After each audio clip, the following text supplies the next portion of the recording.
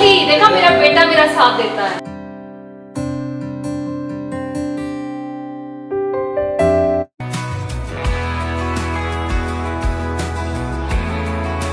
Hello everyone, welcome back to another vlog.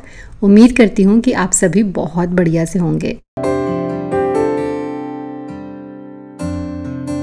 2 महीने हो गए हैं हमें यहाँ पे आए हुए, यहाँ पे शिफ्ट हुए, लेकिन अभी मेरी किसी के साथ ज़्यादा इंटरेक्शन नहीं हुई है। मम्मा जाते हैं थोड़ा वॉक वगैरह करने इवनिंग में, तो सामने के जो 2 घर हैं उनके साथ यू कैन से कि वो उनके फ्रेंड्स बन गए हैं, तो मैं भी चाहती थी कि उनसे मिलना। तो आज हमने उनको टी पे इन्वाइट किया है, तो हल्के हल्के कुछ स्नैक्स बनाने जा रही हूँ मैं। तो सोचा आपके साथ भी शेयर कर देती हूँ कि फटाफट से आप कुछ चीज़ें बना सकते हो जो टेस्टी भी हों, और बहुत ज़्यादा कुछ फ्राइड नहीं बना रही हूँ, बस एक आइटम होगी उसमें जो फ्राइड होगी, बाकी की जो चीज़ें हैं बहुत नॉर्मल है।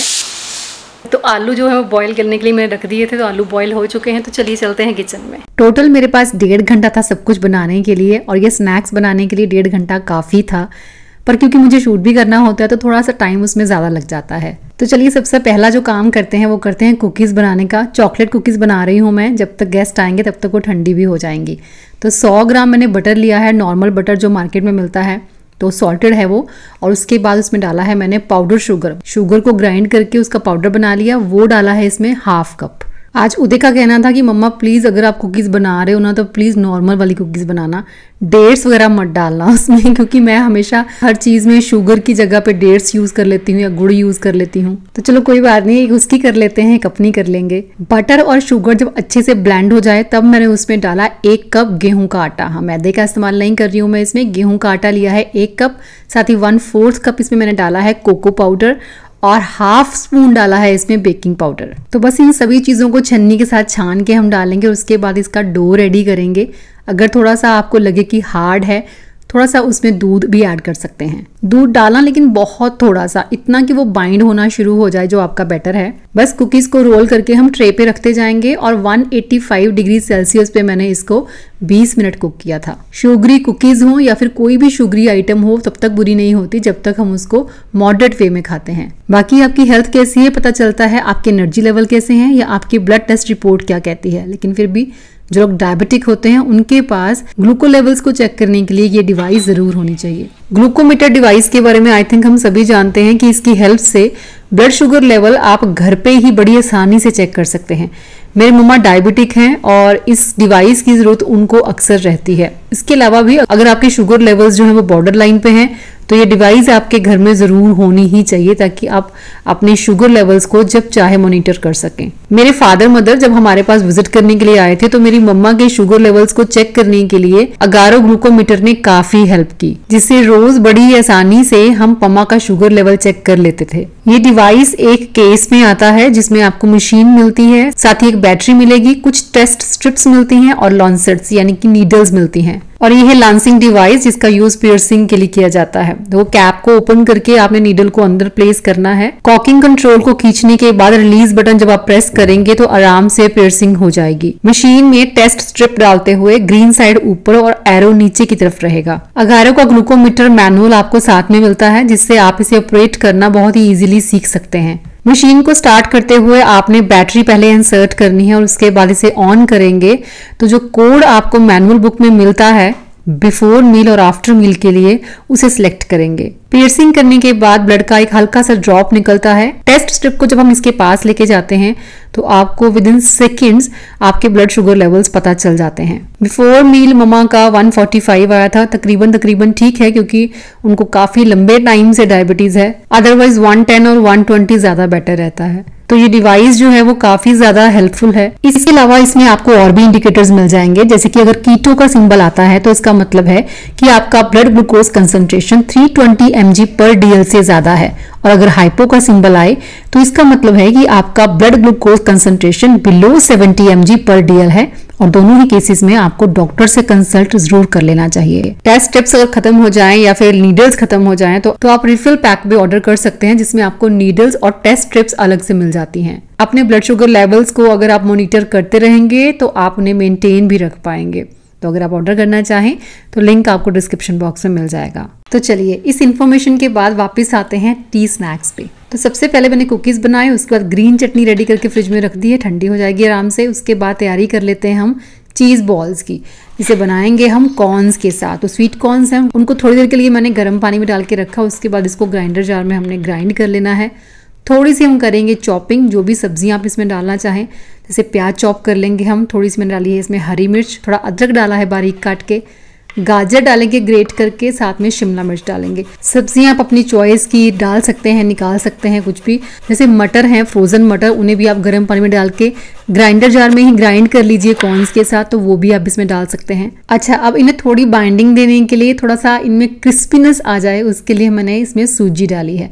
तो सूजी डाल देंगे, मैंने अंदाजन डाली है, आप देख लीजिए जितना आपके पास सामान है उसके अकॉर्डिंगली, थोड़ी बहुत कम ज़्यादा हो भी जाएगी तो चलेगा। तो सीजनिंग में नमक डाल दिया, चाट मसाला पाउडर डाल दिया, रेड चिल्ली पाउडर अगर आप ज़्यादा स्पाइसी खाते हैं तो वो भी डाल सकते हैं, और साथ में आमचूर डालना चाहें वो भी डाल सकते हैं, गरम मसाला पाउडर डाल दीजिए। और इन सब चीज़ों को अच्छे से हमने मिक्स कर लेना है। बस इसको अभी साइड रख देंगे, बनाएंगे सब चीज़ें हम एक साथ ही। मम्मा को मैंने एक अनार दिया था पील करने के लिए, हम बनाएंगे उससे चाट प्लेटर बोर्ड।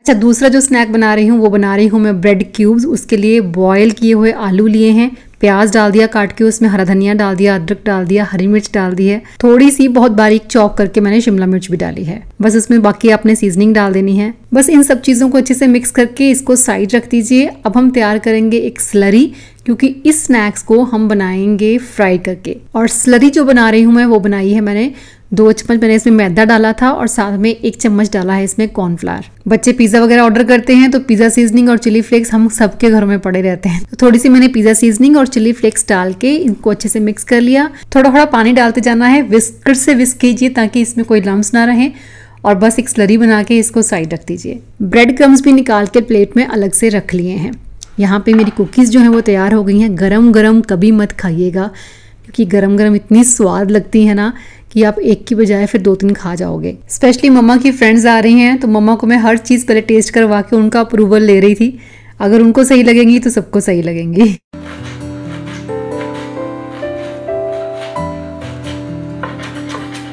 चाट प्लेटर बोर्ड, इसे बनाने के लिए दही को मैंने डाल दिया था छन्नी में ताकि पानी उसका पूरा निकल जाए, मतलब काइंड ऑफ हंग कर्ड हमें चाहिए।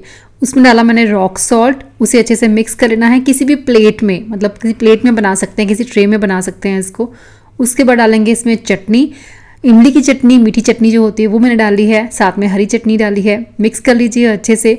उबले हुए और कटे हुए आलू डाल दिए, प्याज डाल देंगे, टमाटर डाल देंगे कटा हुआ, हरी मिर्च वगैरह डाल दीजिए, शिमला मिर्च डालना चाहें वो भी डाल सकते हैं, पर मैंने नहीं डाली है। इसमें हरा धनिया डाल दीजिए, अनार के कुछ दाने डाल देंगे। और सीजनिंग में बताऊं तो मैं चाट मसाला, जीरा पाउडर, साथ में इसमें लाल मिर्च का पाउडर डाला था। और ऊपर से 0 नंबर वाली जो सेव होती है वो हमने स्प्रेड कर देनी है। तो बस आपका चाट प्लेटर बोर्ड तैयार है। जब गेस्ट आ जाएंगे तब मैं इसमें पापड़ियाँ डेकोरेट करूंगी। तो बस गेस्ट के आने के 10-15 मिनट पहले मैंने कुकिंग करना शुरू कर दिया था ताकि चीज़ें जो है वो गरम गरम सर्व की जा सकें। मस्टर्ड ऑयल मैंने गरम करने के लिए रख दिया है। इसमें हम बनाएंगे ब्रेड क्यूब्स, लेकिन अलग से जो मैं चीज़ बॉल्स बना रही हूँ उसे हम अप्पम पैन में बनाएंगे। तो इसके लिए जो बैटर मैंने रेडी किया था उसके अंदर हम चीज़ क्यूब्स के कुछ पीसेस डालेंगे काट के। देन हम इसे फिर से बाइंड करेंगे, रोल करेंगे और बॉल्स बना के साइड रखते जाएंगे।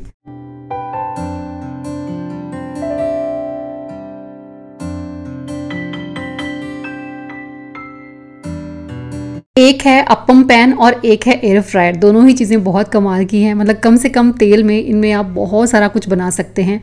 देखो, जहाँ पे चीज़ फ्राई करनी पड़ेगी वो तो करनी ही पड़ेगी, उसमें हमको कंजूसी भी नहीं करनी चाहिए।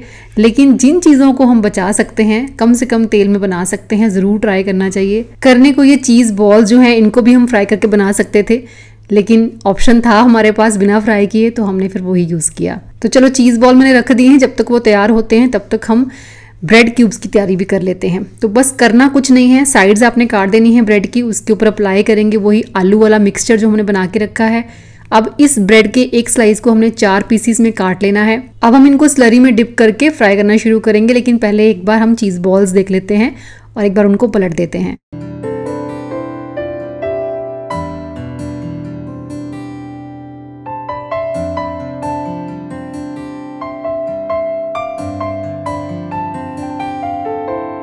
तो बस इन क्यूब्स को स्लरी में लपेट के हमने ब्रेड क्रम्स में लपेट देना है, उसके बाद गरम गरम तेल में इनको तल लेना है।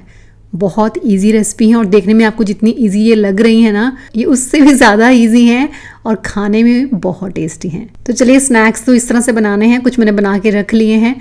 अप्रूवल ले लेते हैं बड़ों का और छोटों का।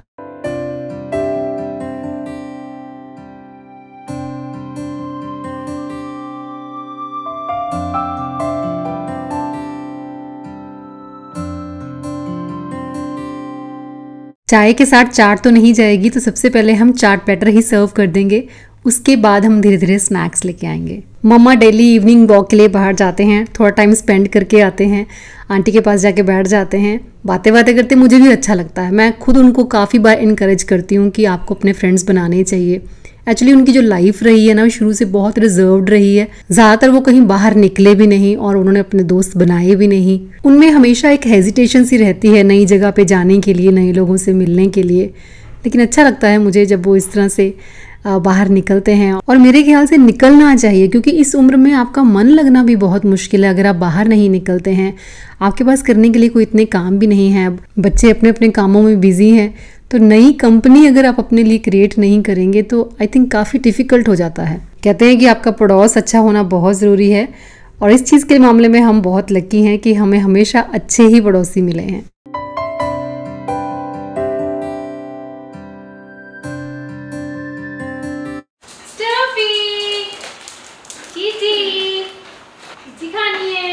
ये बना दो और ये बना दो और सारा कुछ बना दो और डिनर है ये।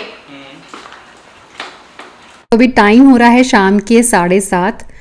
हम लोगों ने थोड़े बहुत स्नैक्स खा लिए। उदिन ने स्नैक उस टाइम पे टेस्ट किए थे, उसके बाद अब वो नीचे आया है कि अब उसको डिनर में भी यही स्नैक्स खाने हैं। हमने थोड़ा बहुत जो खाना था वो खा लिया, अब हमारा डिनर तो होगा नहीं।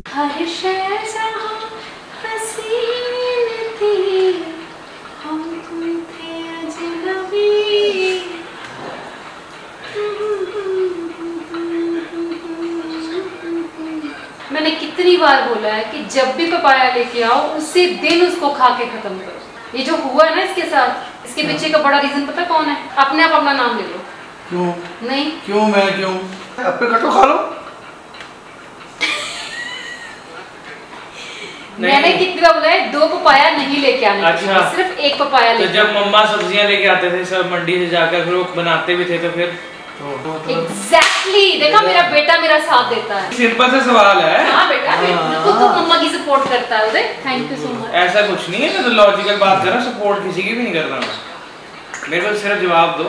हर शय जहाँ हसीन थी, हम तुम थे अजनबी, उस मोड़ से शुरू करें। Thank you so much, thank you so much.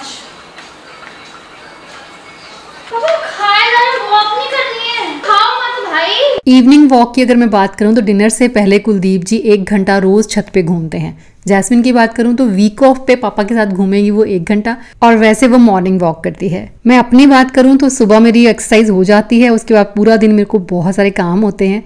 शाम को अगर मेरे को कोई कहे ना कि वॉक करनी है तो मैं नहीं करती हूँ। 15-20 मिनट हाँ इन लोगों के साथ अगर मैं टहल लूँ तो बात अलग है, वो भी टहलना, मतलब इनके साथ खामखा छेड़खानी करना, इनके साथ पंगे लेना, टांग खिंचाई करना, बस उतना ही, उसके अलावा कुछ नहीं। जैसे अभी वॉक करते करते मैं कुलदीप जी को छेड़ रही थी कि मेरा बर्थडे आ रहा है, तो तुम ना ऐसे करना, इस बार मुझे मेरे बर्थडे पे ये गिफ्ट देना कि मेरे लिए चंद लाइनें लिखना। और इनका बड़ा सीधा साफ जवाब यही था कि जो चीज़ें पॉसिबल नहीं हो सकती तुझे उनके बारे में डिस्कशन भी नहीं करनी चाहिए। उनका कहना था कि शायरी जो है ना वो जीन्स में होती है, और मुझे तो शायरी की ABC भी नहीं आती, तो मुझसे ये चीज़ें एक्सपेक्ट प्लीज़ मत करना। और जब मैंने इमोशनल ब्लैकमेल करना शुरू किया तो मुझे कहा तो दिमाग मत खराब कर, सीधा जाके अपनी बालकनी में बैठ जा। पर मेरा तो सिर्फ यही कहना था कि क्या फ़र्क पड़ता है कि तुमने कैसा लिखा है, मुझे तो ये देखना है कि तुम मेरे लिए क्या फील करते हो, बस तुम्हें उतना लिखना है। अब वो हाँ करें ना करें, आप बिलीव करें ना करें, इतना तो मैं करवा के ही मानूंगी। इस बर्थडे पे आप कुलदीप जी की लिखी हुई मेरे लिए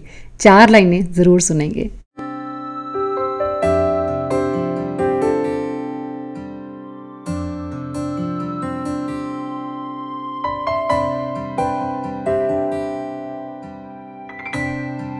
थोड़ी देर मैंने और उनके साथ पंगे वंगे लिए, उसके बाद आ गई मैं सीधी अपनी बालकनी में। अब थोड़ा सुकून से बैठेंगे। कुछ लोगों को लगता है कि मैं गज़लें सुनती हूँ तो मेरी ज़िंदगी में बहुत अकेलापन है, बहुत खालीपन है। देखो, अकेले बैठ के गज़लें सुनना या काम करते करते गज़लें सुनना मेरी अपनी चॉइस है, और मुझे क्या फील होता है वो मुझसे पहले आपका जान लेना आपका पर्सपेक्टिव है, आपकी चॉइस है। ना आप मेरी चॉइस बदल पाएंगे और ना ही मैं आपकी चॉइस चेंज करना चाहूँगी। मैं खुश हूँ अपनी सोच के साथ, अपनी चॉइसेस के साथ। आपके लिए प्रे करती हूँ कि आप भी खुश रहिए अपनी सोच के साथ, अपनी चॉइसेस के साथ। बस अभी चेंज करने से पहले ना अजवाइन और सौंफ डाल के पानी बॉईल करने के लिए रख दिया है। इसी में ग्रीन टी का बैग डालूंगी और वही पीऊँगी। तो बस अब जर्नल लिखना है और क्या करना है, और फिर उसके बाद आपको मिलना है अब नेक्स्ट वीडियो में। Till then bye bye, take care and stay healthy.